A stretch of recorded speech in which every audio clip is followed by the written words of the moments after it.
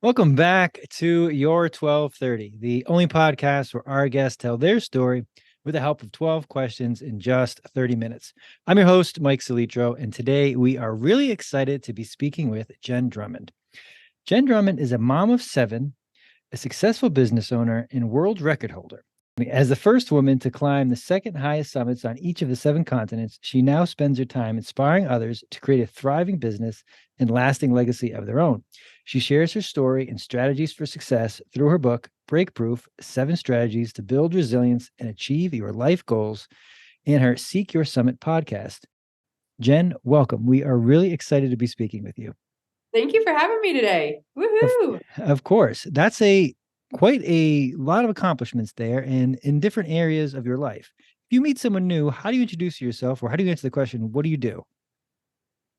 Oh, what don't I do? Right? That's Right. not like a normal answer for any mom. We do all the things for all the things in life. Yeah, I do my best to keep a balanced life of work, business, and kids and personal pursuits. Okay. Speaking of personal pursuits, most of us don't have world record holder in our bios. How did that happen? Yes. So I was in a car crash in 2018 that should have taken my life and thankfully didn't. Instead, it kind of woke me up to the fact that we do not get to choose when we die, but we sure get to choose how I live. And I was putting my life on hold. I was waiting until the kids got a certain age or they were in college or all these different things, and I'd get back to me. That changed everything. So 2019 became the year of the bucket list, I'd say. And I started dreaming of all the things I wanted to see, do, experience, like try pasta in Italy, like that kind of stuff. In 2020, I was turning 40. And so I looked over my list of things I wanted to do, and climb a mountain stood out. So I asked some friends that were into mountaineering, if you could climb one mountain in the whole world, what would it be? And they came up with a mountain named Ama de Blanc. If you've seen a Paramount Pictures movie, you've seen Ama de Blanc because it's the logo in the stars, right? I'm like, oh, perfect. That's a great mountain. And it means the mother's necklace. I have 7 kids, felt good. Well, COVID happened, right? So now I'm a homeschool teacher to 7 children because all the schools shut down and nobody was traveling anywhere. And one of my boys was struggling with his homework. So I was trying to give him that parent pep talk. And I said, listen, buddy, we do hard things. And he looks at me and he goes, if we do hard things, why are you climbing a mountain called I'm a Dumb Blonde instead of a real mountain like Mount Everest?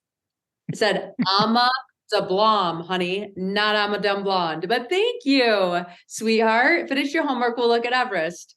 So he did, and we did, and he went to bed. And I thought, why not Everest? If he thinks this is the hardest mountain in the whole world, I'm gonna climb it and show him that whatever our Everest is in life, we can hit the summit. So I hired a coach to train for Everest, and the coach sent me a book about becoming an uphill athlete. And in the front of the book, there's a lady who got a Guinness World Record for doing something in the Alps. And I was feeling kind of deflated as a parent and a homeschool teacher and all these things. And so when I was talking to my coach, I was kind of half joking. I'm like, if I would have done that, I would be a cool mom because I'd have a Guinness World Record and my kids learned how to read on those books. So boo. He goes, don't worry, I'll think of something even better. I'm like, okay, fine, but I'm not growing pumpkins or speed eating hot dogs, all that stuff. So he actually called me a few weeks later and he's like, hey, I have the perfect record for you. I think you should be the first female to climb the 7-second summits. And like everybody listening right now, I had no clue what those were. It sounded like a tongue twister. Like, what are you talking about? He goes, listen, it's the second highest point on each of the 7 continents. It's only been done by one male. So you'd be the first female to do it. It's harder than the first 7. And he goes, 7 continents, 7 mountains, 7 children. It sounds like a jackpot. I'm like, it does. So I said yes. And here we are. It's an amazing story, or at least a start of a story, because I have plenty of follow-ups there. So you're sold right away when you hear this plan that this is what I'm going to do, the 7-second summits. You What do you know, do? Go ahead. no, go ahead. You finish? Sorry. I was going to say, what does the next day look like? Is this, I need to make my travel plans? I need to get in gear to be someone who can climb these mountains? Is it, I need someone to tell me I'm not crazy? What do you do next? Yeah, all those things. Well, first of all, he comes up with the idea. I'm like, it does sound like a jackpot, but let me look at it. So I look up where all the mountains are. And you have to remember, like, I almost died like a year and a half before this all happened.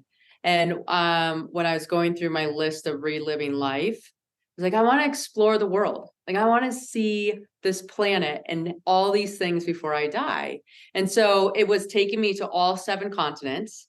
It was unique places. It was with a pursuit, like, so it kind of gave you a mission. I used to do triathlon and I loved doing like racecations, right? It just felt fun.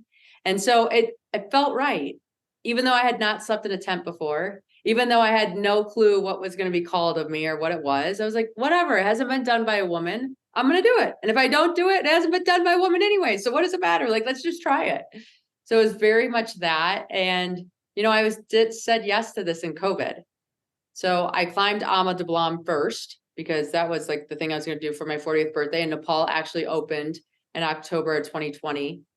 It was an amazing experience. Still my favorite mountain to this day to climb. And then Chile opened next. So I'm like, let's try this. So I went down to South America and climbed the second highest peak there, which is Ojos del Salado. It wasn't my favorite climb, but I was like, okay, we got one under my belt. And then Kenya opened and then Everest, and so goes the story. For those of us who've never climbed a mountain, if there's one story or one thing you want me to know what it's like to be on the side of a mountain going up, what would that be? Oh, climbing a mountain is so amazing. You're out in nature, right? You're at the top of this mountain. You take a deep breath in. It's almost like everything disappears. The sky, distance, time, colors, smell, like you just become the feeling of awe. Then you start taking exhales and you inhale, exhale, and like life starts to come back together. And it's just connects you to like how crazy big this world is and how insignificant you are, yet how cool that is, right? It's like this dichotomy of 2 extremes.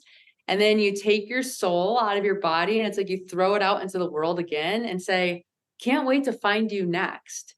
Can't wait to see what journey I go on where I just get to connect to something extraordinary. I like that answer a lot. So thank you for sharing that. Yes. I'm not sure will get me on the side of a mountain just yet, but I Oh, find come it quite on. inspiring. Speaking of, I'm going to try to switch gears here. You mentioned speaking with your son and the phrase "we do hard things." As a Yeah. fellow parent, I love that. Where does that come from, and what's a kid's response when they hear that for the first time, or how do you teach them that in practice? Yeah. I think life happens on our edges, right? And we keep expanding those edges as we do things that are hard. And then our world becomes bigger. And so learning to lean into that discomfort and learning into lean into that hard. And when you're a baby, walking's hard.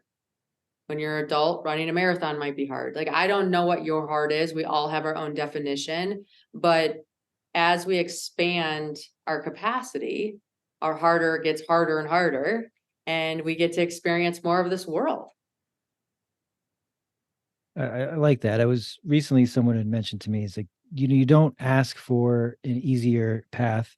You ask for you build a stronger boat because it's never going to get easier. It's always going to get harder. So if you, it's just kind of that perception that you can try to make things easier, more comfortable, but you're not going to get anywhere.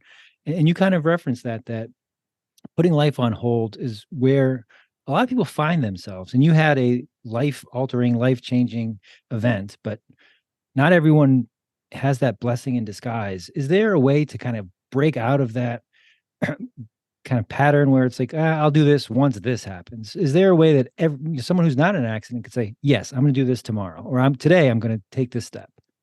Yeah, I think we need to spend time inventorying our lives, right? And where are we spending time? How are we feeling? Are we doing things that are exciting? And all that kind of stuff. So checking in with yourself is the first step. And I do that regularly now because I know that I don't want another near-death experience to wake me up again to the preciousness of this world that we're in. But, and then just, it's hard at first, right? Like as a mom, I didn't even know what my favorite color was or what my favorite food was. It was just whatever was left over on the kids' plates. I was just going through the motions. And then that accident, I was like, I couldn't even tell you if somebody wanted me to go out to dinner, where I'd want to go. Like I'm changing that. Like that's something I can change. And so we started going out to different restaurants, different weeks. And I'm like, oh, I like this place or I don't like this place. And so it's just really the teeniest, tiniest thing that you do for yourself. And then you just keep adding to that and you start becoming particular because that brings out the uniqueness that you are.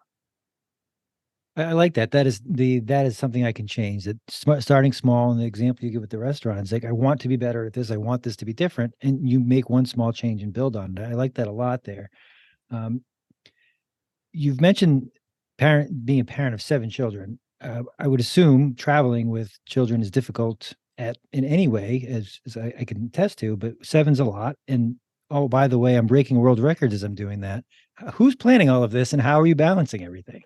Yes, yes, yes, yes. So it's a lot of balance, right? And it's a lot of unbalance. So, for example, when I decided that I was going to do this, I would work with my coach. I'd be like, listen, here's my work schedule, here's my family schedule, fit in my training. And he'd be like, ha ha ha, like where are you? Like, you're not climbing anything but something in your backyard if this is how many hours I have. And I'm like, I'm sorry, this is reality. So then we had to start getting creative. So, friends of mine that I met at Everest, some of them would have 10 hours a day to go hiking, right? I didn't have that back to back. So I would get up in the morning, maybe before the kids would get up, and I would do the treadmill at an angle. Then I'd get the kids to school. And if I get lucky, I'd get out on the mountains. I live in Park City, so I'm right by the mountains, which helps a ton. And then when at evening came, and if a son had a soccer game, I'd be the mom at a soccer game with a 12-inch step. I'd bring that 12-inch step. I put a backpack on full of water bottles, and I would be doing an hour and a half on that step up. Good for you. It was something, right? I mean, something's better than nothing. And it's these little teeny tiny things that you add together that allow you to accumulate fitness to be able to do these big things. I mean, that right there is an example of not making excuses. I have to be at this place. I can't do this. Well, I'm going to make the best out of the situation, and I'm going to kind of push it forward. That's great. What is it like when you get home? How do you tell people you're a world record holder? Is there an event? Are there people like waiting when you get off the plane? What is that like? Yeah. I shared the entire journey, right? Since the beginning, which I did not want to do. I wanted to wait till the end and then tell everybody, kind of have it be like my secret cocktail party surprise. But I have friends, and when I started this, it was during COVID. They're like, the closest we're going to get to these environments or these experiences is by you sharing. So you need to share this entire journey, the failures, the highs, the lows, all the in-betweens, so that we can kind of feel like we're a part of it. I'm like, okay, that's fair. So I did. When I came home after Mount Logan, I just wanted my family at the airport because it was really my family and I that did this pursuit together. Now, I've had parties along the way for sure. And I have a book coming out. So we decided that we're going to combine this last, hey, we got the record with the book launch so that it was just all things combined in one. So we're going to have that January 7 in Park City. Very nice. And what can you tell us about the book that's coming up? So the book is super exciting. I swear to God, it was harder to do than climb the mountains. I had to be honest. I named it BreakProof: 7 Strategies to Build Resilience and Achieve Your Life Goals. And it came to me because halfway through the pursuit, I went out to lunch with a friend, and he was like, you need to write a book. These stories are fascinating. And I don't even like mountaineering. He goes, so if you write these books, and when we were talking, he's like, so many of the things that you need to do to get to the top of the mountain is the same thing somebody needs to do to achieve their goal or to build their business or to whatever. So he's like, you can tie all these principles in together and really benefit people. So I take the reader to the mountain, bring them into some crazy experience that I've had, because there's a lot of crazy, and then extract a lesson and give them some Q&A so that they can figure out, oh, wow, maybe this is something I'm struggling with to get to my top. And if I change these things or do some things differently, I can go further on my pursuit. So it's been really well received so far, and I'm really excited about it. Very nice. Very nice. And how you part of your background, successful business owner, working with clients, working with people who can take these mountaineering lessons into the business world. How were you able to translate them? Does one come more naturally for you, or how did that look, or how did that work? Um, I think the mountains made it more clear because I was in life or death situation. So all of a sudden things got black and white really fast. Where in business, where it's not your life on the line, we can be a little more loose on some of our decisions, which can be good or bad, right? So one of the big lessons that I learned from climbing Everest, for example, is big mountains take big teams.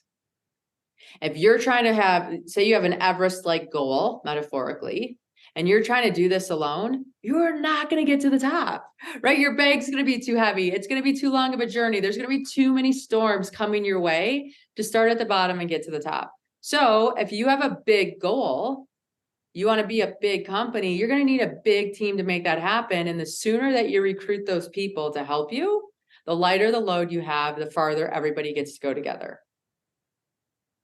That's good advice. And I want to hone on the recruit good people part, because that can sometimes be difficult, both in business, personal life, to surround ourselves with the people who can kind of push us forward, or to keep the metaphor going, to help us get to the top of the mountain. What have you found is a key to attract talent, get them on your team, and to ultimately, work together? Yeah. I really think that everybody has to have a deep compassion for the summit, because the summit has to pull you forward. If you're not committed to that goal together, then when it gets hard or sideways or the wind blows at you, those people are going to leave. You also need to think about what your strengths are and hire to your weaknesses, right? So I am a type A person. I have a lot of people that help in my house. We cannot have too many cooks in the kitchen, right? So I know that some of the people that are helping me might not be the best people to run the home, but they're the best people to get certain tasks done because that's their strength. So when you know what your strength is, you want to play to that, right? Like, we like to be in our zone of genius. So who do I need to hire around me that allows me to stay in my zone and lets them operate in theirs? And I think that's good advice, especially the zone of genius part, identifying where you can be aided or where others' talents can fit well with yours. But sometimes I found not knowing what our zone of genius is, or what even our weaknesses are, sometimes I think I'm good at everything, or I'm not even sure what I'm good at. How can we take that step back and figure that part out? I think it's getting really honest with yourself and seeing, like, doing some inventory. So if you sit and look at your week for work, for example, and you realize, oh, I don't feel really good after that meeting, or I feel exhausted after I got on stage, or I felt exhausted after I had to take notes all day, or sit and research things, or do things like that. Like, just being honest, like, oh, did I feel energized, or did I feel tired at the end of this activity? If you felt tired at the end of the activity, that's an activity that you don't really enjoy. If you felt energized, you're like, give me more, you lost track of time, that's something you really like to do. So the idea is to build a calendar that gives you more of that, because that's going to be easy for you to do. You're in the flow. So I think it's really just being honest. The easiest way to start being honest is taking inventory of how you're feeling and just really getting precise. That sounds really simple, but that's pretty profound, because I think that that's spot on. That there are things that we do because we feel we have to do them, and they're just draining. And there are other things that we actually enjoy doing. We don't find ways to do more of it, and it is possible if you just take that simple inventory. So that's really great advice, coupled with, now I know who to surround myself with to plug in those areas that are maybe weaknesses. So that's wonderful. Thank you there. The term breakproof, how did you decide to call that your book? What was the story behind that? Yeah, that's a battle, right? Coming up with a title to a book, for sure. For me, when we are on a pursuit, we're almost always going to break at some point, right? Like, even in a relationship with your significant other, there's going to be breaks along the way. When those breaks happen, you have proof in the break of what's working, what's not working, what you need to do to continue on and make things come together. And so instead of seeing a break as, oh my goodness, I need to quit, this is the end of the world, I want you to have that break, sit in it, and figure out the proof of what's working, what isn't, and start to collect that data to figure out what the best move is for you to take the next step forward. I like it. It's a good title for a book, and I like the subhead as well.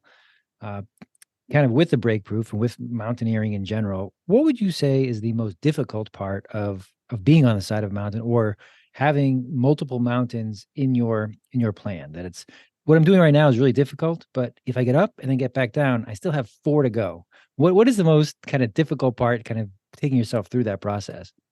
Yeah. There's so many difficult things that come our way, right? And here's the deal. Whether we're climbing a physical mountain or a metaphorical mountain, it's never the things we plan for that are going to take us out. But the cushion that we built for those things that might happen is going to be the cushion that saves us for the things that we didn't anticipate but show up. And now we have the resources to be able to handle them or manage them or continue on our climb. And so I think really just like, I don't know. I mean, it's almost like I know this is gonna sound crazy, but when you play Pac-Man, right? And it's almost like playing Pac-Man when we're climbing these things, we're gonna just eat those little pebbles in front of us, and we're just gotta keep eating the pebbles in front of us and hope that we can get the board cleared before the little ghosts get us. And if the ghosts get us, like just keep playing until you get better at it and you get through that piece. Okay, makes sense. Uh, we've including Pac-Man, you've given us some really good visuals, some wonderful advice, and lots of things that I've written down in my notes as far as things I want to think of when we think back on this conversation, or takeaways. If there was a billboard that you want that you post on the side of a mountain or anywhere that said, "This is the one thing that I want people to learn from my journey that 99% of the people, actually probably close to 100% of people won't be on, but I went on this journey and I want you to take this away," what would that be? Yeah, I'd say one of the best things that's helped me in my pursuit is this thing called trigger meditations. Okay, so you pick a trigger, whether it's a red light or a doorknob, or every single time you tie your shoes or brush your teeth or do whatever, something that you do frequently during the day. And when that thing happens, it causes you to stop and just take a few deep breaths and get out of the story and back into your body. So, for example, I like to do my trigger meditation as like touching the doorknob. So anytime I touch a doorknob, like shut it to go to the bathroom or shut it to leave the house or open the door to get into the house, like that triggers me to slow down and say, like, am I happy? Am I doing this the best way? Am I doing something that brings me joy? Is there something that I'm thinking about right now that isn't helping me? Can I let that go for 5 minutes and just think of something I'm grateful for? And having these little micro resets throughout your day really adds up to a different experience by the end of the day. And so I think so much of the time we just get caught in the motion. We start going through things. We don't even realize we're on autopilot. And if we can break that autopilot and live with more intention, we're going to have so much more joy on our pursuit. That's great. I like that. I'm going to steal that for sure. So thank you for that. We've talked a lot about doing hard things, the things you've accomplished, both in business and life. What do you do? I'm assuming meditation is one. What do you do to unwind, to relax, or to take time for yourself and kind of just get away from difficult stuff? Like the beauty is like my pursuit athletically is spending time in nature and getting outside away from the noise of the world. So it was a moving meditation at some level of just unplugging and being in a spot where my cell phone service doesn't work. And guess what? When I come back, the world's still running. Everybody got picked up from practice. No one's dead. Like everything seems to work out. And the more you have those experiences of going offline and having things working out, the more comfortable you feel offline. And I feel like the more balance you have in your life. Very nice. Well, I have fired plenty of questions at you. I'm sure I could do that for much longer, but what's something I didn't ask you that I probably should have as we're wrapping up here? Ooh, that's a heavy question. Um, I would say one of the other lessons that I've learned from climbing is the first thing I do now when something gets overwhelming or scary or hard or just like exhausting is I ask my question, who can help me? Who can help me make this easier? Who can see something from a different perspective? Who can add value here that I'm not thinking of right now? And that just gets me out of me and allows me to group think whatever I'm dealing with and allows other people to be a part of my story. I think so much of the time we feel like we have to go at this alone. And that's us telling us that. That's not anytime I get asked for help, I love helping. It's taken me a long time to learn how to ask for it. But since I've learned how to turn that into my superpower, my life has been infinitely better. I'm not going to land this, but I think that ties together everything that we talked about very, very, very well. The who can help me? I've heard that from a lot of successful people, people that know what they're doing, and it goes hand in hand with I love helping others. Then they really kind of fit well together. That everything you talked about, there's always people with you, coaching you, helping you, working with you, and that those two things really are who can help you get to where you want to go, and how can you help others in their pursuits. So I hope that comes through. It certainly has in our talk, and I hope that's what our listeners get from listening to this, and I'm sure from reading your book and from listening to your podcast as well. Kind of with that, where can our listeners find you or connect with you if they want to learn more, Jenn? Yeah, please. So check out my website, jenndrummond.com. That will have a link to purchase the book, some challenges that I run, and all my social media channels. So pick your platform of choice, reach out, say hi, connect. I love it when I hear from you. So thank you for the opportunity to share my story today. So we will post all that for sure. Jenn, this has been a blast. Thank you so much for joining us. I wish you the best of the book and just continued success with everything that you do going forward. Thank you.